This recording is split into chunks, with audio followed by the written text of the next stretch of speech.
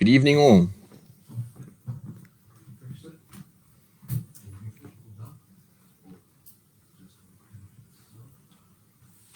Okay, we had a bit of network problems earlier, but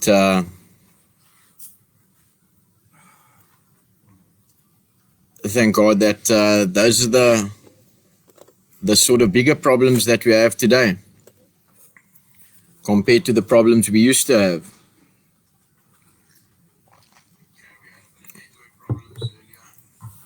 So today's the 28th of June, 2020, and even though there's people losing their lives to all different things and different reasons, there's people celebrating things as well and celebrating their lives.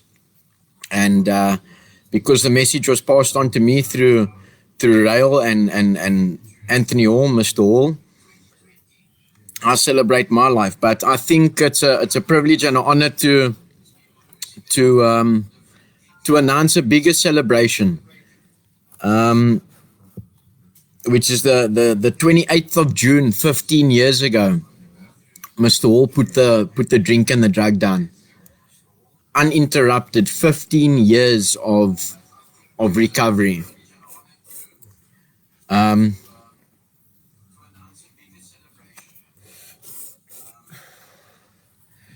So I think first of all, maybe to start off,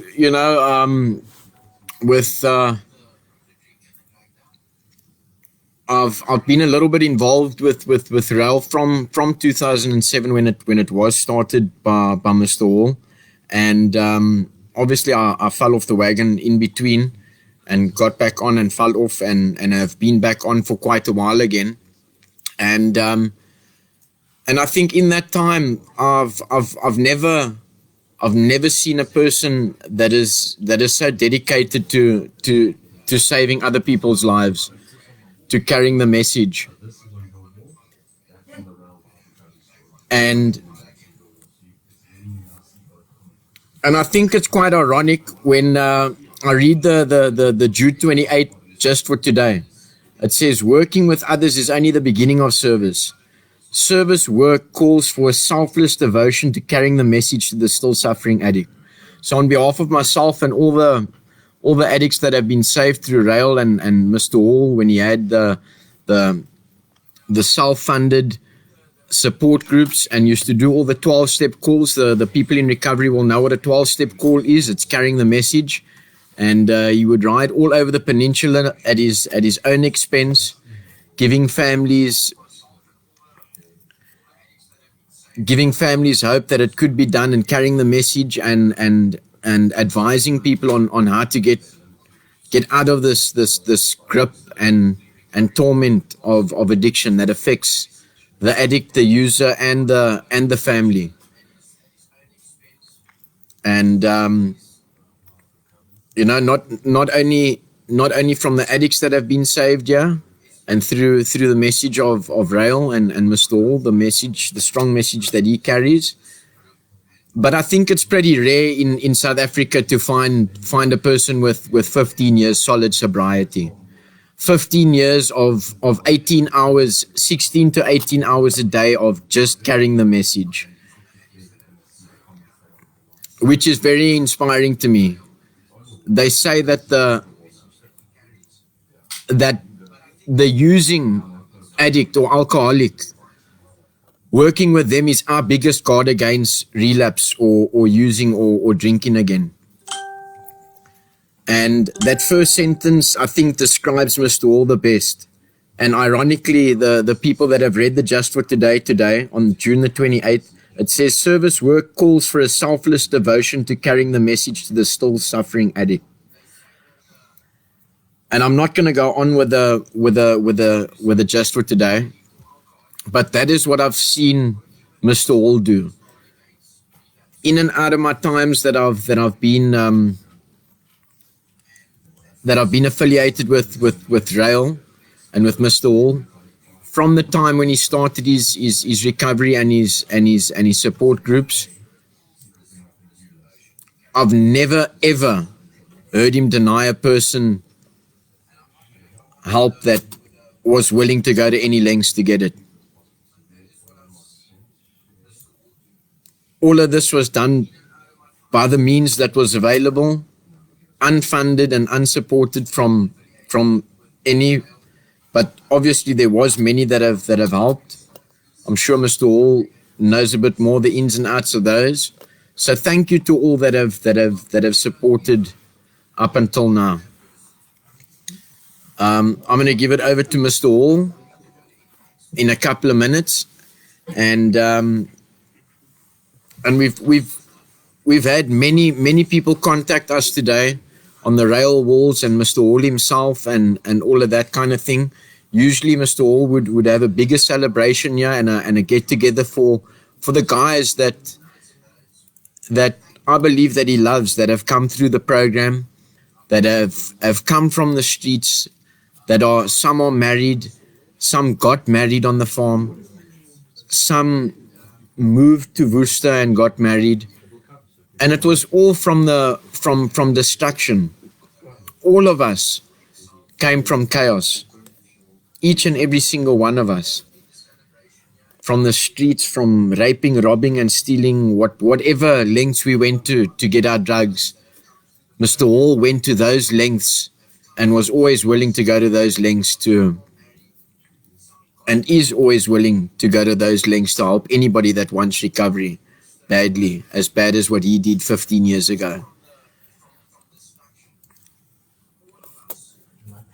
So we just want to wait for a couple of our friends to come on. I hope I'm not lagging too much. I know the wind has been crazy on this side, the weather conditions and things like that. But as I said, whenever there is chaos and destruction and bad stories, that in that time there's something to celebrate as well. You know, watching in my good days and bad days where Mr. Hall has grown from in 15 years is what spurs a lot of us on. And is a classic example of when you read in the big book, if you want what we have and are willing to go to any lengths to get it. I want what Mr. Hall has got. The sobriety, the peace, the freedom.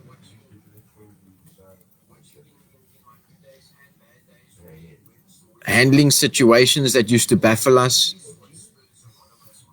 All of this has helped many of us through. And today he celebrates 15 years of uninterrupted sobriety. I know in his first 2 years, he done about 2,000 meetings. And like I said, all the way from 2007 or 2006, RAEL started in 2007, but from like 2006, when I know that anytime I would phone him, whether I was right or wrong, in trouble or not, he was always willing to stretch his arm out and carry the message to me, even when I didn't want to listen. One of his favorite sayings is, you can only carry the message and not the addict. But I believe that in many cases, he's wanted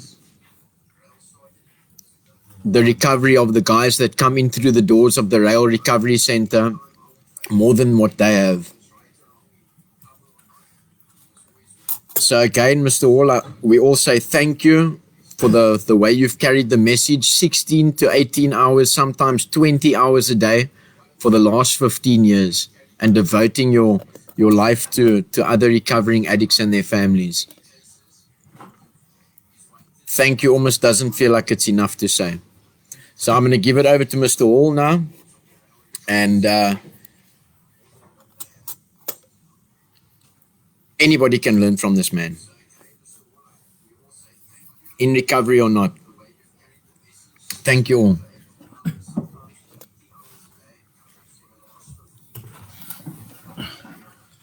Well, good evening all. And yeah, geez, Kurt, thank you very much for the introduction. It's yeah, what do I say? But thank you, Kurt, for introducing and explaining a bit of me as a person, because you've known me for so long. Humbled today to to give you a bit of my story, which is not going to be too long. I'm trying to focus on the positive parts of it. On the positive parts, I got my mother next door, and I believe that I am saved by God, the grace and mercy of God,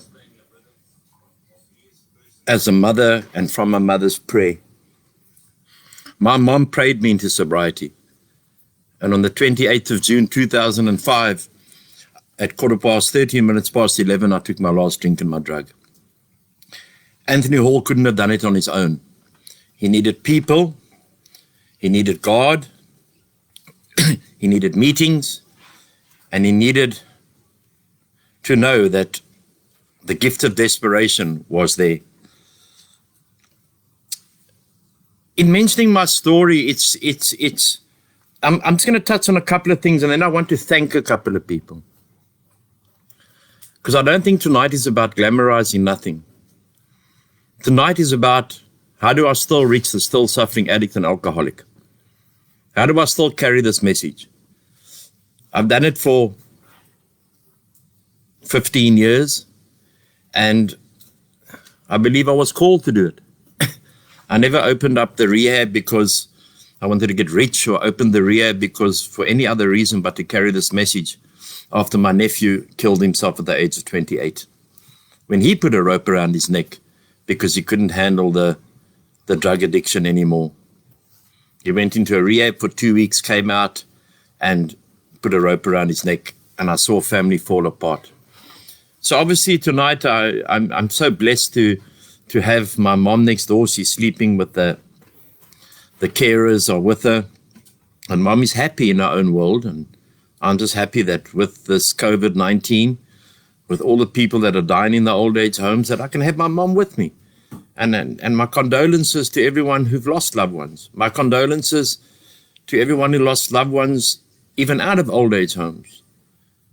And I do think, when I approached my attorney, Elton Shortlist, to take this to any court to get my mom out of the old age home, I got a lot of support from people.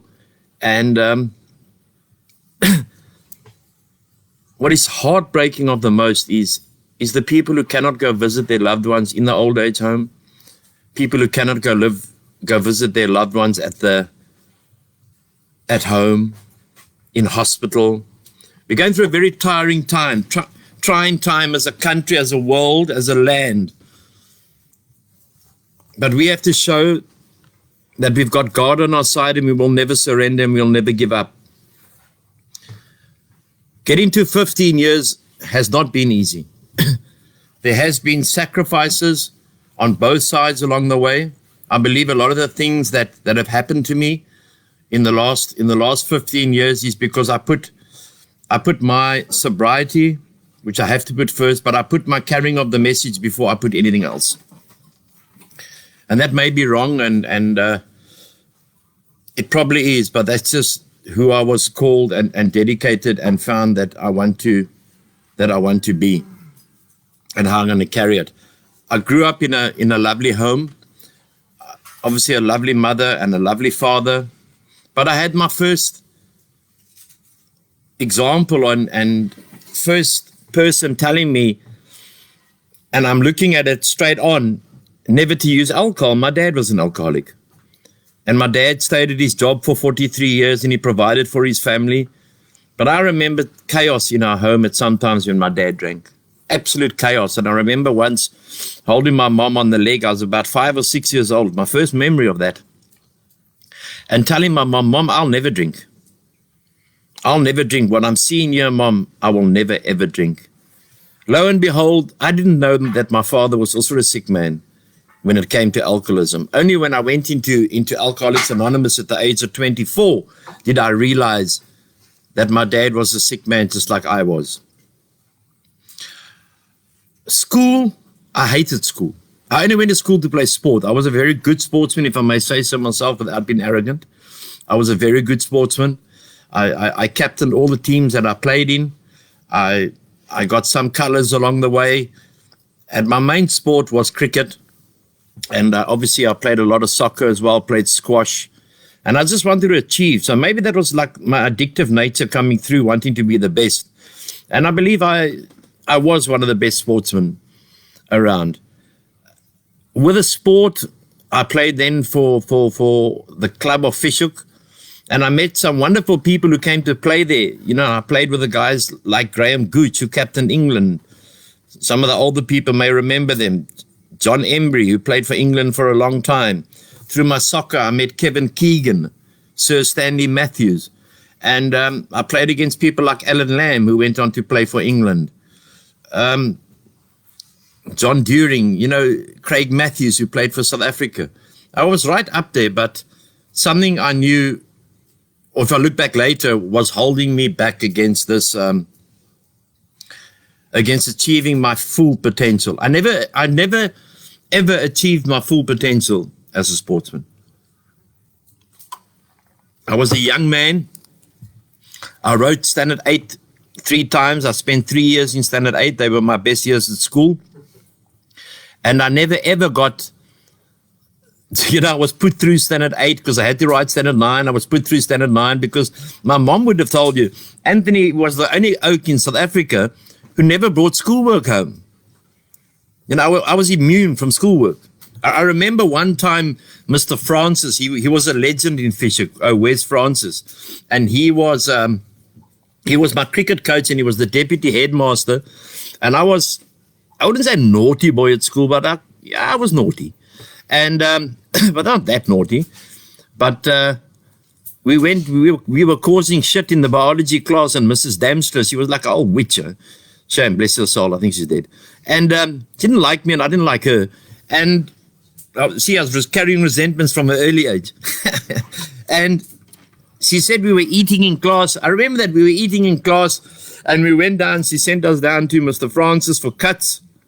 And there were 3 of us, and we were like the Musketeer 3, so we were like naughty boys.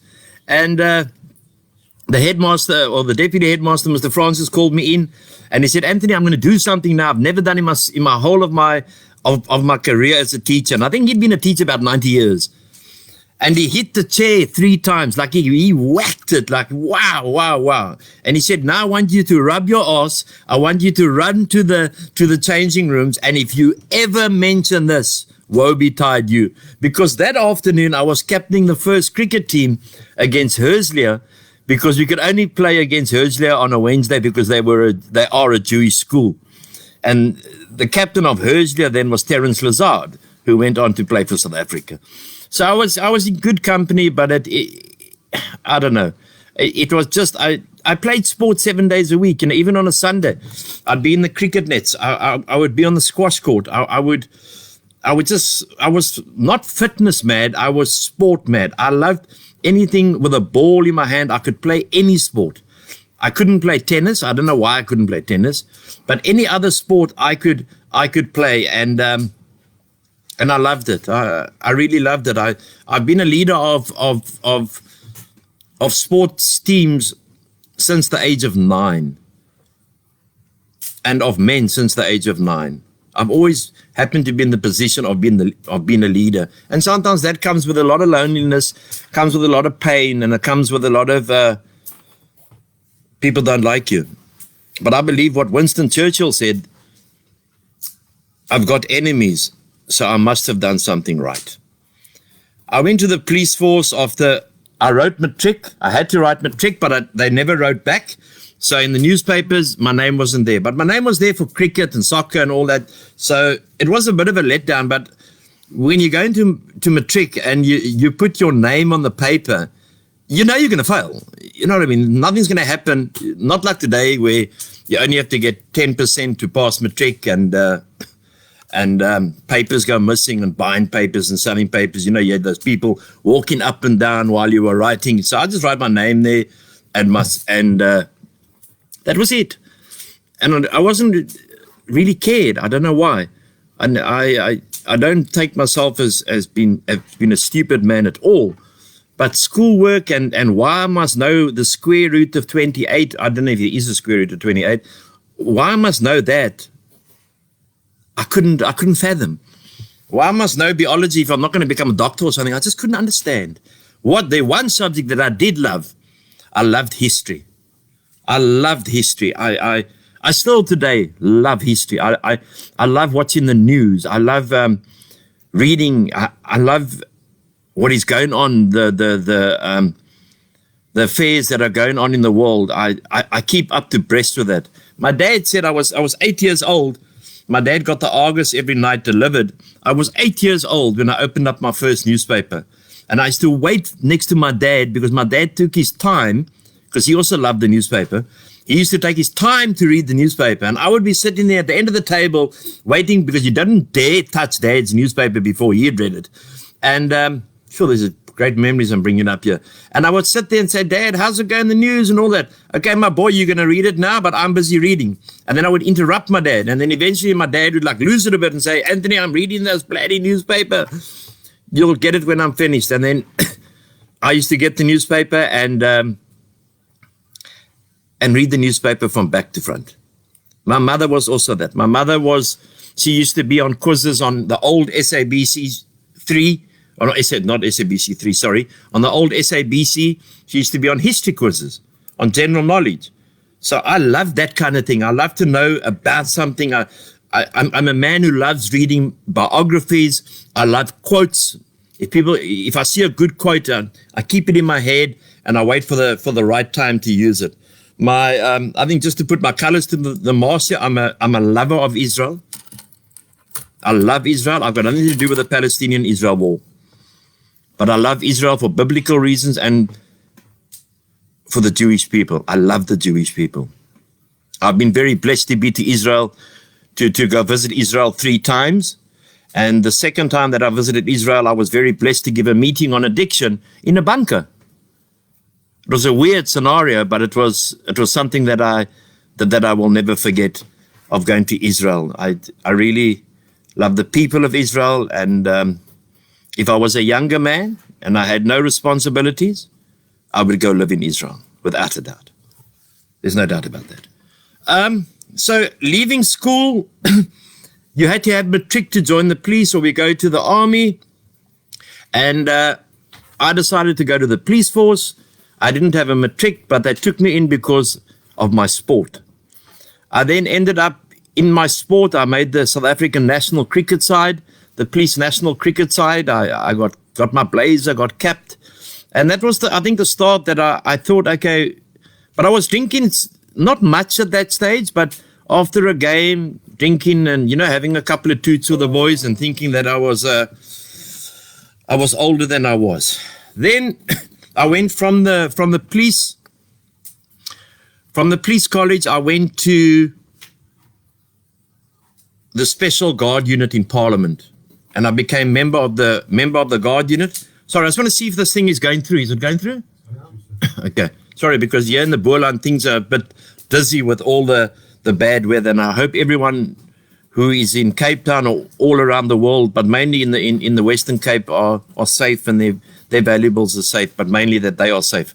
And I finished school, with the police. I went to the Special Guard Unit, and in those days, the Special Guard Unit, we used to protect the ministers and protect the president and because you used to walk up and down Company Gardens, and then you got to walk down Plain Street, and the Prime Minister at that time, or the President at that time, was P.W. Botha, and I met amazing people that I used to sit and speak to them.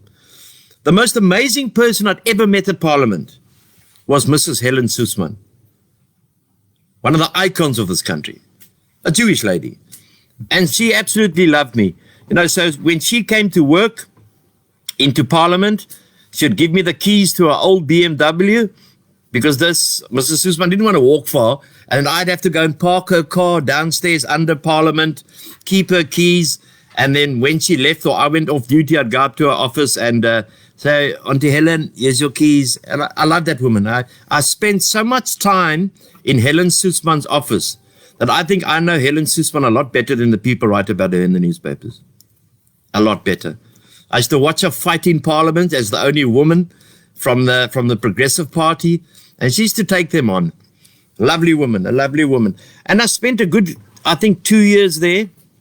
My drinking escalated there because it was so boring that whenever you were off duty, it was drink and whatever, goes with that.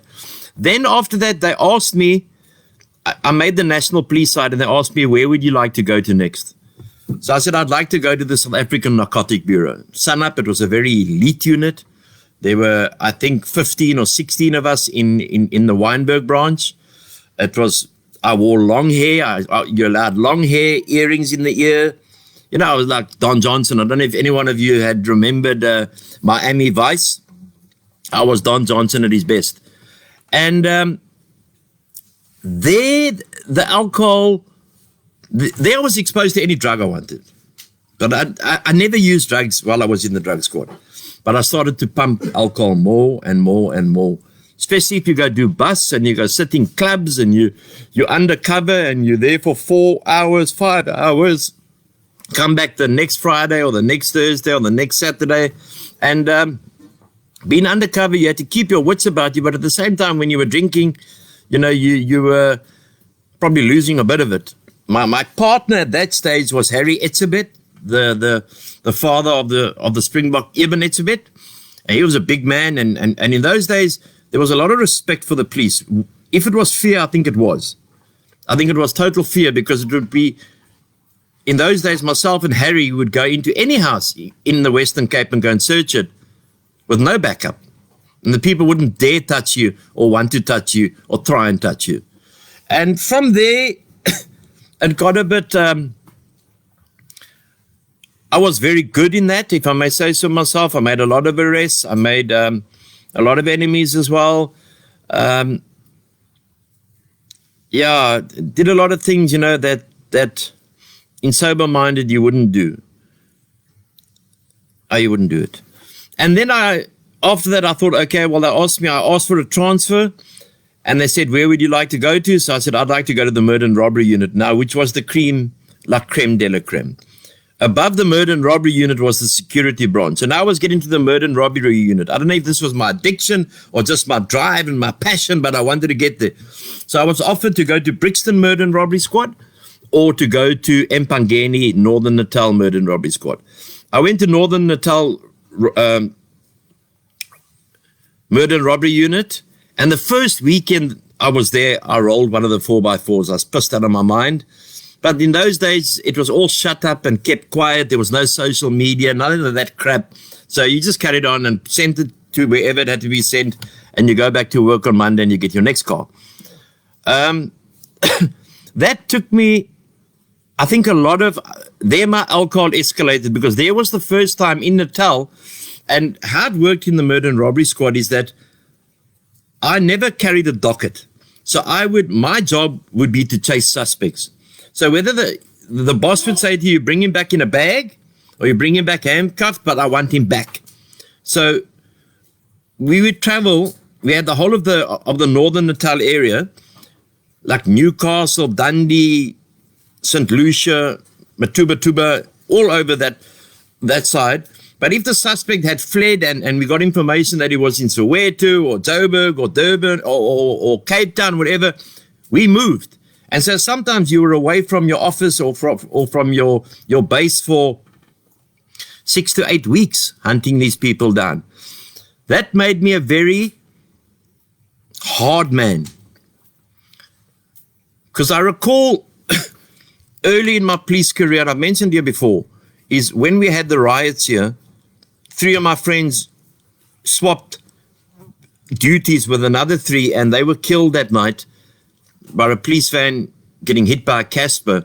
And the lieutenant from Pretoria didn't know where the Salt River mortuary was. And I had to go and take him to the Salt River mortuary. And walking in there, I saw my 3 friends cut up here, their heads flacked back, their chests cut open, and they were busy with the autopsy. I tell you, it shocked me shitless to see my 3 young friends lying on the slab getting a post-mortem. Then when I went to the murder and robbery unit, it was that I had to watch it. Now, the first one then, a couple of years later, you're 5 years older, you get, geez, this is shit, and I don't want to see this, and I don't want to see someone's brains, and I'm tired of this. By the second or third one, which you can't, but like if you wanted to, you'd eat a hamburger there. Made it cold, absolutely cold. And everything would be downed with alcohol. I had my first experience with almost alcohol poisoning up in Natal. I met my first wife up in Natal. I got married and I got divorced within, I think, 8 months. I'm not going to go through all my wives because that could take up the whole hour. But that was it was insanity, man. Absolutely insanity. You know, you're in Natal, you're lonely, you're drinking, you're in the murder and robbery unit, you think you're some big boy. Yeah, you like the cops we see today. Not all of them. You got a firearm on you, and you got your badge, and you got your booze, and that is the title of my book one day. And then you were so powerful. Then I came back to Cape Town, and I left the police force. I went to Mr. Soesman. In those days, you had to pay for yourself. Are there any answers in this book? Then you had to pay for yourself to get out of the police force. I went to Mr. Soesman. I said to Mr. Soesman, I want to leave the police now. I've done my time. And she said to me, fine, I'll organize it, go home. And within 24 hours, I was out the police. I didn't have to pay a cent. And now I was a free man. Do I miss the police? Yeah, I got a lot of respect for the police. The corrupt policemen go to jail. But I got a lot of respect for the police, like there are policemen like General Lincoln, who's a friend of mine, Sinette Salmon, who's a friend of mine, Cyril Dix, who's a friend of mine. These people are brilliant policemen and policewomen. I've seen them operate. Then I came back, and things just then spiraled completely out of control. And at 24, I went into Alcoholics Anonymous. I stayed sober for 2.5 years, and then I relapsed when I was married again, and I was living in Johannesburg. I married into a very, very powerful, very wealthy family. She was a beautiful woman, but we didn't really. I'm not even going to go into the semantics of that. It's not important for the story of where I've been to. And then, I came home, but I was 2.5 years sober living in Johannesburg. And I used to fly from Joburg to Durban every Wednesday. Same aeroplane, same air hostesses, same hotel, the Four Seasons Hotel that I slept in every time I was in Johannesburg. And when I arrived in Durban, every Wednesday, there was a Coke on the outside veranda. There was the Natal Mercury and an ashtray. And this one Wednesday I arrived there, 2.5 years sober, thought I knew the whole game, complacent. I knew more about recovery than anyone else. And I got there, and there was no Coke, there was no newspaper, and there was no ashtray. And then the waiter walked towards me, the same guy used to put everything out, because I knew him so well. And he said to me, "Hey boss, what would you like?" I said, "Bring me a castle." This was after 2.5 years. Well, for the friends who are watching here and think that you can't lose it quick, let me tell you how quick you can lose it. From that Thursday to Sunday, I was meant to fly back the next day. I always only stayed one day in Durban. When I got back to my office on Monday, I resigned from my job. I was the lead investigator for Affin Bank, which was owned by FNB. I used to do the investigations. I lost my wife. I lost my home. And I drove back in my car with my clothes back to Cape Town. In a matter of 4 days, I'd lost this high-flying job with everything at my disposal, everything that I wanted. But there was the hole in the soul that was missing. And the hole in the soul was empty. And sometimes we take woman, gambling, whatever to fill the hole in the soul. Came back to Cape Town, and then I tried to spite my mother. And I reversed my new car. It was just one of those, I can't even remember what car it was. Sentra. Don't have lighters in this place. This is how it works. And thanks, my brother. And I reversed the car, and insane thing when I think of my mom, especially when she lies there and we try and communicate in me. And she asked me this morning, Angus made a video of it, and she said on the video, I said, "Mom, did I drink a lot?" And she says, "No, my boy, you never drank a lot. But Mom obviously knows that I drank a lot. And I reversed it up the street and I put it into the pole, the concrete pole, my car, right in front of my mom's house. My mom and dad didn't come out. I was cut out the car, taken to Conradie Hospital. I stayed there for 2 months. I had no feelings from my waist down. Today I have serious back problems. If I sit too long or I move around too long, my back really pains.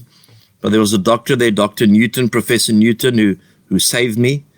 And that didn't stop me. And cutting long story short now, I then joined up with the gangs and I became what they said in the newspaper on the 21st of January 1999, the leading white gangster in Cape Town, which was like the furthest thing from the truth, but I was involved with them. But I never dealt drugs. I never did crime with them, but there were other things that were going on. Sorry, I'm just smoking Camel Light. 30 Rand a packet. And, excuse me. And that's where, I was interviewed on TV when Bowtie, I used to hang around with Bowtie. You can Google who he was. He was a big gangster, Rashid Staghi, all those guys. I knew all of them. All of them personally, and we used to meet at the Hawk in Manenberg, and I stayed in Manenberg for a while. I stayed in Gympie Street for a while, which probably is the most dangerous street then to stay in. So now from being a cop to going to the other side was hectic. I then one day went into a restaurant and I had some hooker with me. And I said to the restaurant owner, Joe, whatever is served here, I'm trying to fill a hole in the soul again. I could feel it. And in retrospect, I could see it. Trying to fill a hole in the soul. That all the booze spent here at this restaurant tonight, I'm going to pay for. Mr. Harry Oppenheimer. But I was the other Oppenheimer. The gone Oppenheimer. And comes the end of the night, my biggest enabler was my mom. My mom almost enabled me to my death. Moms and dads, my mom almost enabled me to my death. So I said to Joe, Joe, phone my mom, she'll sort it out. There was a hefty bill. And because when people are getting it for free, they seem to drink a bit more. It's like when they go to weddings. They go there to drink and eat and everything else. And then when they go home, they talk shit about the bride's dress. And how shit the food was, except about the booze was free. And, I don't know that because I've done it. And my mom told Joe, in no uncertain terms, what to do. The cops came, they locked me up. I went to the police station. On the Monday morning, I appeared and I looked in the gallery and there was my mother, my father, and my brother. And I thought, wow, I'm out, I'm done. It was the first time that I'd been behind bars. I'd put thousands behind bars, but it was the first time I'd been behind bars. It was horrible. It was horrible. And then my mom got into the witness box. The prosecutor got into the witness box. And my mom begged the magistrate to send me to prison, to deny me bail. And then I thought I was Barry Roo, so I cross-questioned. This is the most disgusting thing I've ever done in my entire life to my mother, ever. That I cross-questioned my mom about our whole life at home, etc., etc., etc. It was disgraceful what I did. And just on those grounds, I thought, I was so geroek. Because when you're downstairs waiting for the to appear in court, there's a lot of drugs that are running around in the courts. And I got to Paulsmoor, and I stayed there, I think, for 8 or 9 months. And my mom came and she bailed me out eventually. My bail was only 300 Rand, but my mom wouldn't pay it. And then there's a twist to this, because many years later, I was walking through Tiger Valley, and the short man walked up towards me and he says, "Hello, Anthony." I said, "Hello, sir." I guess he was older than me. He says, "Your mother must be proud of you today." I said, "I think she is, sir." He says, "Well, I've seen you on TV a lot and in the newspapers. I'm also proud of you." So I said, "Oh, thank you, sir." I didn't have a clue who he was. So he says, do you know who I am? I said, no, sir, but thank you very much for the compliments. He says, I'm the magistrate that denied you bail. Wow. Tell you, I just cried and I walked out of Tiger Valley, that magistrate could remember me out of all the criminals that had been in front of him, what I did to my mom, what I was and what I am now. I then went to, just to cut it short on this, I then came out. My mother said, you're not coming home until you go sober up. I was weighing in at 48 kilos at that stage. I think my stomach now is 48 kilos. And a lot of things happened in between that. A lot of things that I was investigated by the Goldstone Commission for police killings. I was betrayed by my friends that I worked with for police killings. That's why I hate betrayal. Betrayal is, I think, the only thing that will make me kill it again. I hate betrayal. If you do things and you do it together, it's almost what happens in Vegas stays in Vegas. And then my mom said to me, that's it. You go and sober up, my boy. And for the first years, up until I first went into AA, I was fine. Nothing was getting wrong. But I could feel my life was becoming unmanageable. But I hadn't lost anything. There was no confrontation with the police. There was no things like that. And then I went to the streets. And it was almost 18, 19 months I lived on the streets in the same clothes. And I had, they did a documentary on my life on ENCA. And they mentioned this quite clearly. And the part that they show me, it wasn't actually me on the streets. They took another homeless man on the streets. Every time I see that part, the tears well up in my eyes after they made that documentary. And then while we're on the subject, China TV and Swedish TV came in, also made documentaries on this drunk's life. On this drunk's life, saved by the mercy and grace of God, nothing else. And on the streets was terrible. I used to take, like with my hands, put them into rubbish bins, take out food, beg for cigarettes, beg for everything. And I never stood the robots because I didn't want to. I'd rather walk around. And I never, there were homeless places and havens, and it was freezing cold up in Pretoria, Joburg, and then it'd get warmer for me when I went down to Durban. I would not go into a haven or to a homeless place because that was below me. Even though I hadn't washed for a year, I had no teeth in my mouth. I wasn't like a burgie, I was a burgie. And eventually, after all that time, my brother and my mom came to look for me because I sent them reverse charges. In those days, you could send reverse charges. And they came to find me in Hillbrow. And I came home. That stage, I was broken, I was gone, I was over, I was done. And just after leaving the police, I became the security manager, the security director of a very large retail store with everything that goes with it, with all the perks that goes with it. And within 3 weeks, after picking up alcohol and drugs again, with that title and with that position and with that responsibility, I was on the streets of South Africa. I hurt my mom so badly. But by the grace of God, a miracle had to happen. And I think in the interest of getting to the hope is that I'm not going to continue with the war stories. That's where the war ended. That's where the war had to end for this man. This man couldn't go on hurting everyone that loved him, especially his mom. He couldn't go on destroying everything that was destroyed, that had to be destroyed more and more and more and more. And on the 28th of June 2005, I walked in. I had a black guy, Marius Lalwa. He lived with us for 18 years. I loved him. He was like my brother. And he saw the farm, he saw the dream. We used to talk about a farm, while we were still drinking and drugging. I used to sleep in Langa, I used to sleep in Google Lair to Kailichid. God was watching over me all the time. And I picked up the drink. It was a Smirnoff Spinner. We normally drank Castle Log in the morning. And I had a drag of the joint because he had rolled the joint and he first rolls the joint. And then I have some of the joint, drink the beer, and then we go to work. I had a little painting business then. And that day I picked up that Smirnoff Spirit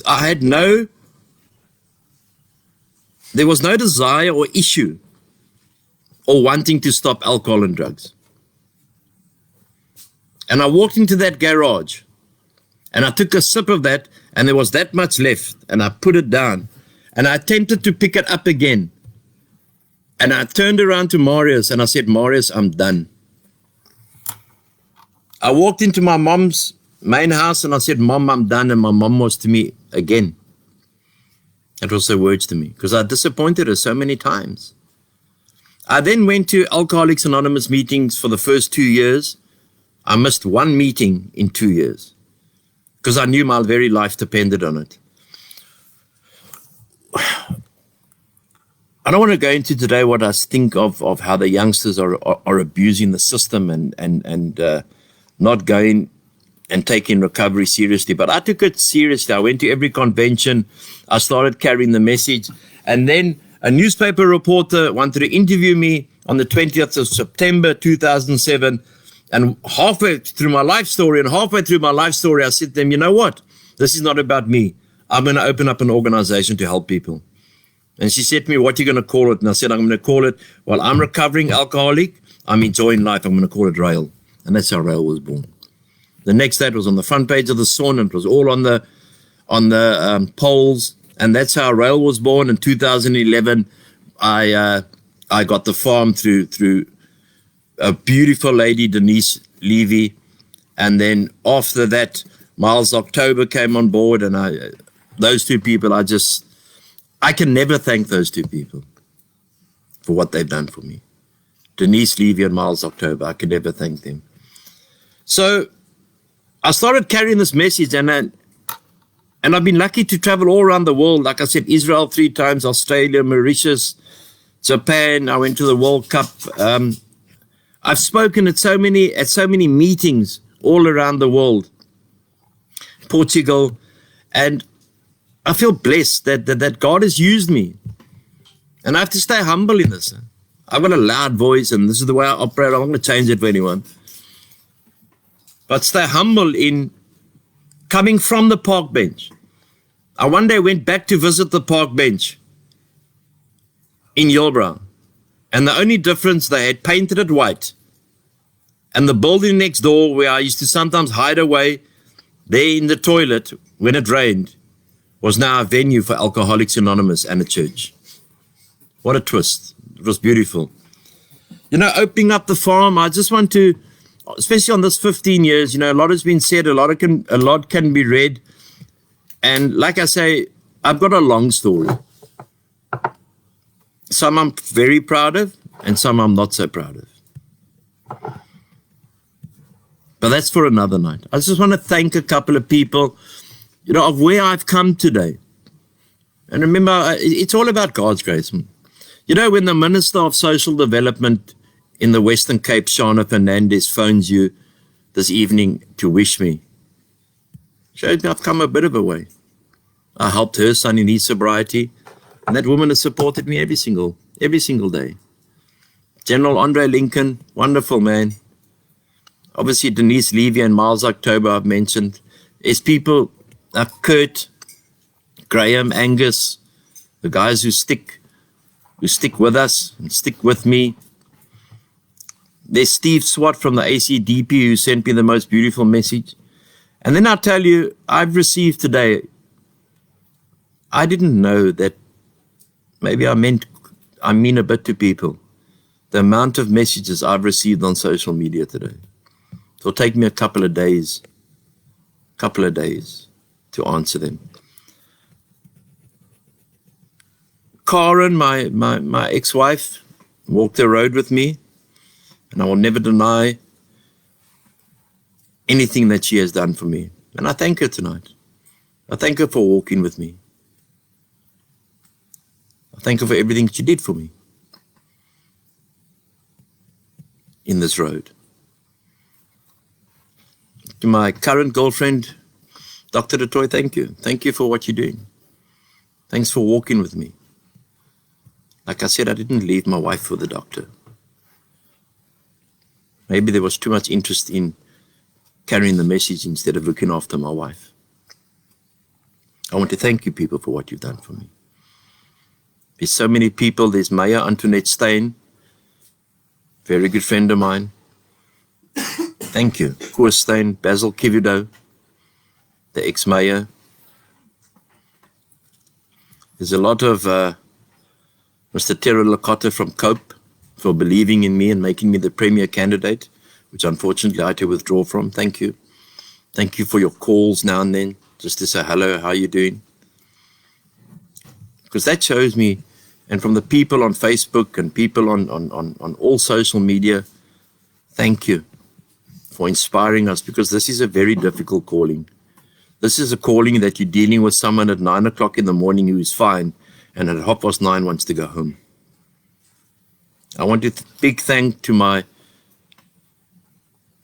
secretary, my PA, my social media manager, call her what you want, Legia Hannett, for sticking with me through the last 5 or 6 or longer years. Thank you, Lee, for everything that you have done for me. Thank you for what you've done for the RAEL organization. Thank you for what you've done so that we can carry the message. You're a blessing in my life, Lee. A big blessing. And sometimes I don't tell you how much you mean to me, that you saved, even with you, with your incredible story. And here's one drunk who is saved by grace. And I just wish sometimes other people can see it. You don't have to get to say, oh, I wish I was 15 years sober, because the day I put that drink down, I didn't believe, or I didn't think, oh, let's get to 15 years. There's hope for all of us. The videos we make every night and we send them out there again, so I'm not going to go political now, has reached close on 600,000 views. I always believe that you must stand up for what you believe. If I stand for nothing, I fall for everything. I'm 56 years old. I've got nothing to lose. I will fight for my fellow man, because I know what it's like to be on the streets. I know what it's like to be hungry. I know what it's like to be lonely. And yes, it was self-inflicted. But that was the path that I traveled. And that's why my love for the addict and alcoholic will never wane, even though I get stabbed in the back so often. This hasn't been an easy ride. It's never been an easy ride. One day you're the pigeon, and the next day you're the statue. One of the greatest opportunities it's given me is to travel this country and speak at schools, universities, ladies' meetings, clubs, whatever they've asked me to come and talk and share some kind of hope.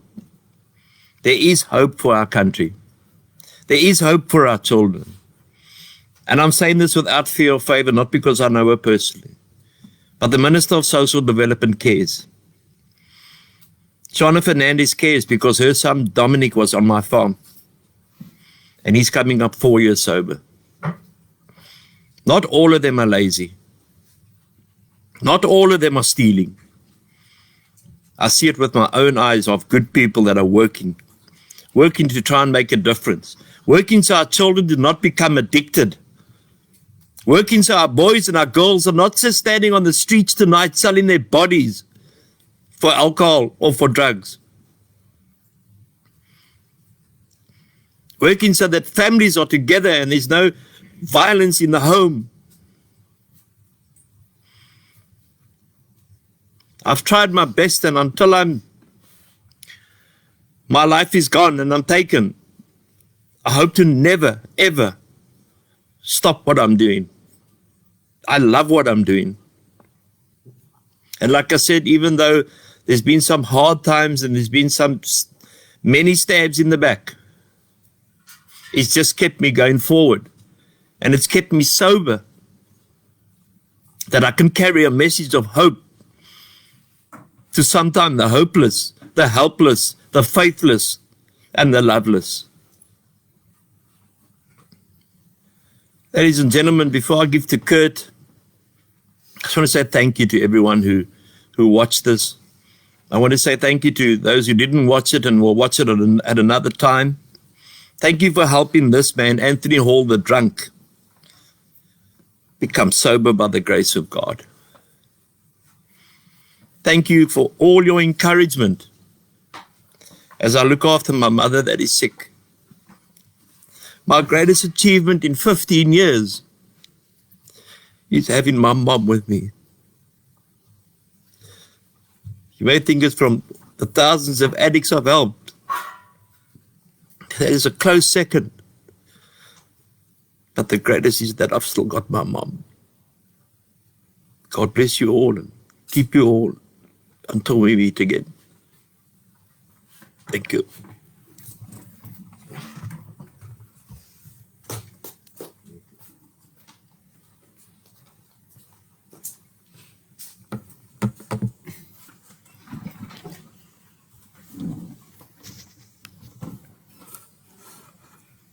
She's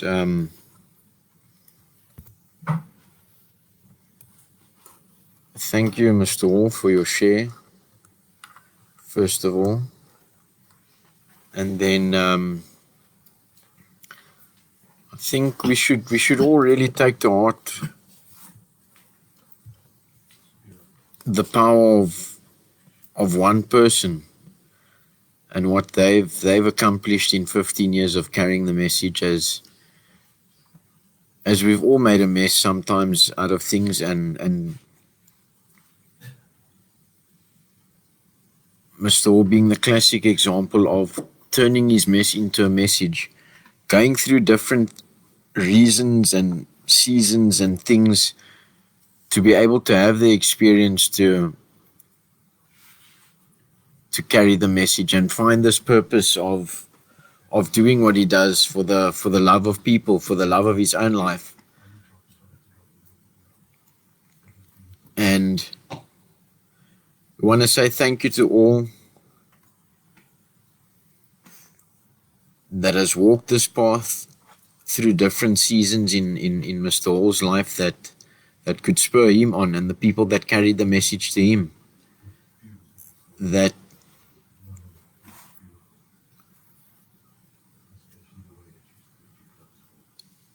we should all pass this on. Thank you very much, Mr. Hall, for all you do for all of us and for the message of hope that you carry. Bless you and bless you all. I'm going to close off with the serenity prayer. And you can say it along with me at home. God, grant me the serenity to accept the things I cannot change, courage to change the things I can, and the wisdom to know the difference.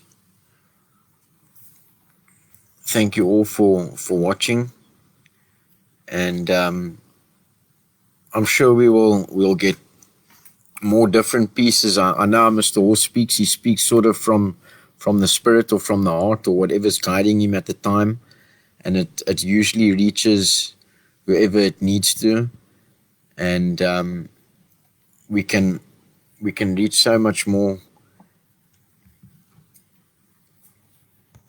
if we all share. And thank you all. Today is really a milestone and an outstanding mark for RAEL and Mr. Hall. There's been massive support along the way, but never forget that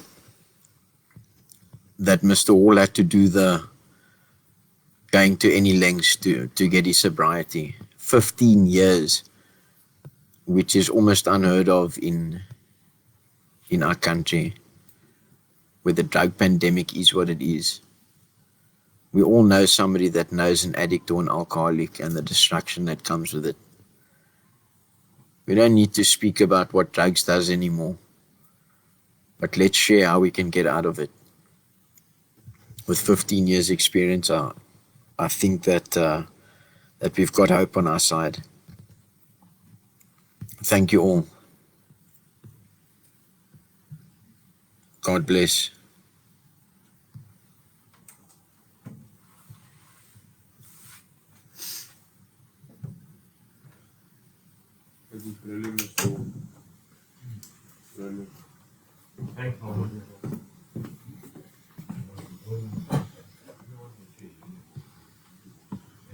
And this live, you'll be able to choose if you want to save it, or you just clicked end live, right? Yes, and then say end.